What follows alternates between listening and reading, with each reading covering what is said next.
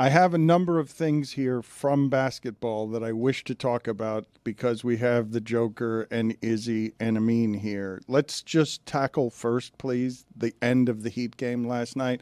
The Heat are now 3-4. They've lost 3 bad home games to 3 playoff teams, but middling playoff teams. They haven't actually played any of the good teams yet until last night, and then they lose at the end and can't get a shot off at the end, and Jimmy declines to go for 2 when they're giving it to him and then doesn't know what to do at the end of the game, and it's botched as poorly as it can be botched at the end of that game. So thoughts on where the Heat are 7 games into a season where they've played Orlando and they've played the Knicks and they've played Sacramento, and those teams are fine, but I don't think any of us think of those 3 teams as champions.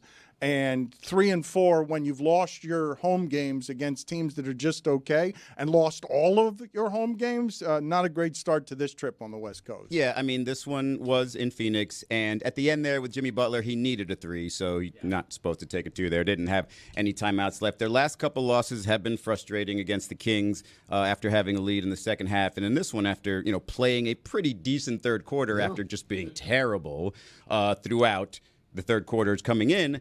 They are figuring things out. Like you saw even last night, they played both rookies, Pelle Larsson and Kel'el Ware, and they both had a couple of moments, but it's clearly not the rotation Spo is looking for. It's clearly not, if you look at the sort of styles they played from game 1 to now, they're still making adjustments there. I think in an odd way it's encouraging for this group to be close with these teams. I mean, look at Phoenix. I think they have 1 loss so far. So I don't think necessarily it's anything wrong with the group. I just think it's one of those things where if you just stare at Jimmy Butler and Bam Adebayo and look at their performances, you don't think, hey, those 2 are going to carry me to a championship.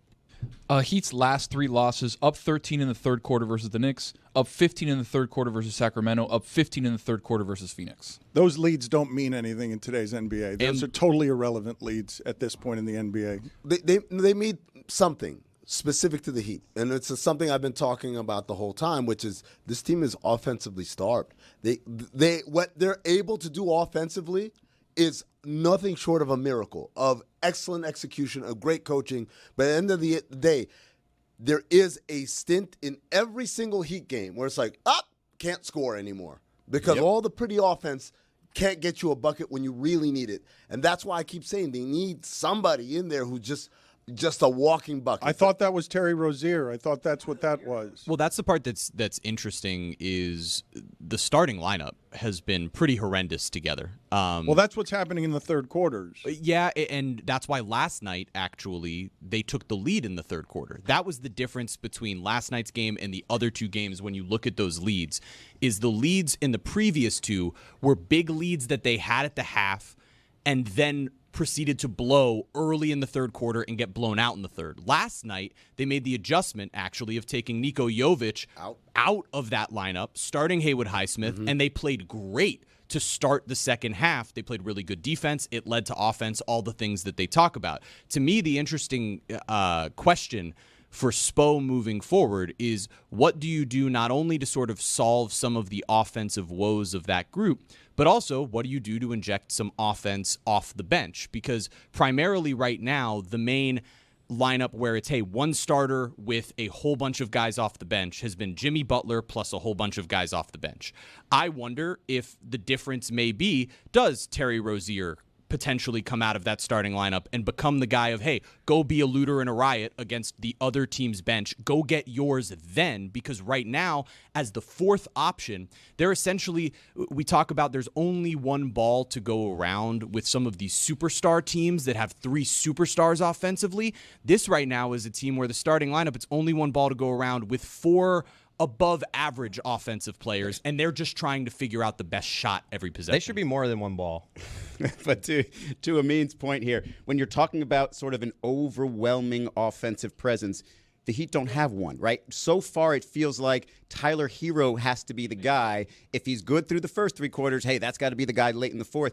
And nobody's going to feel good about that. Nobody's going to feel great about that in a close game. The idea with this team is, hey, we've got so much variety on offense. It could be anybody at any given time. We could get hot for a game, and boom, we're up by 20 in the fourth quarter. We don't have to worry about that. But when it comes to that, Jimmy Butler does not look overwhelming offensively. Bam Adebayo does not. Tyler Hero does not. And certainly Terry Rozier does not yet. what's interesting about what you say there, Izzy, is Tyler has been as good to start this season as any season in his career. He's been efficient. He's shooting 45% from three. He's been making all of the right reads offensively. And what has been interesting is here at the end of these last couple of games, in those final possessions where you need a bucket or where in the final couple of minutes you need someone to initiate your offense, the ball has not been in his hands. I mean, it's been in Jimmy Butler's hands. We know what the ceiling is on all of these players, okay? Bam has not been good this season, so you can tell me all you want about Tyler Hero, but if Bam's going to give me one game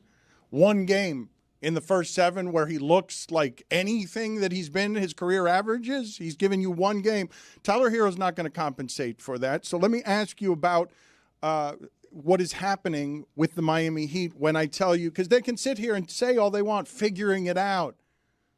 They've lost to all the playoff teams they've played, and they haven't beaten anybody good since early last year. Like they don't have a victory where you're like, oh, I see what this team could be. It's all precipitous decline. It's all precipitous decline for a season and a half since Duncan Robinson got hurt. Like the offense looked good for a brief stretch, and then it's been difficult offense since then. What are people still telling me about their 4 elite offensive players? This team has been offensively constipated for more than a full regular season of sample size. We're going on. This is going to be the 3rd season of it, I believe, right? So the season they lost in Game 7 to the Celtics when Jimmy Butler missed the 3 at the end. That was the last time this offense was like an elite offense. Strus and Vincent and whatever that team was shooting from 3, was that the team that was the best offensive efficiency team that they had when they had Strus and Vincent shooting the 3? That was Lowry and Tucker, really. It was those guys coming off the bench in spurts, but that was the one really good Kyle Lowry season here in Miami, and PJ Tucker being at sort of the height of his powers, being opened up as a corner three-point shooter who was shooting about 50% from that corner.